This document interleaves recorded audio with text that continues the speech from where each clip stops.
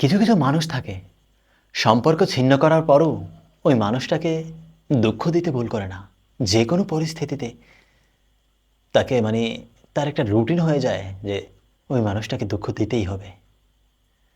আর এমনই পরিস্থিতিকে কি কবিতাটি লিখিত।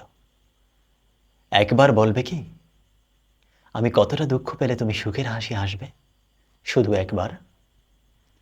একবার বলবে কি তুমি থেকে আমার দূরত্ব কত যোজন যোজন হলে তোমার চারিপাশ সুখে রাঙাবে, শুধু একবার।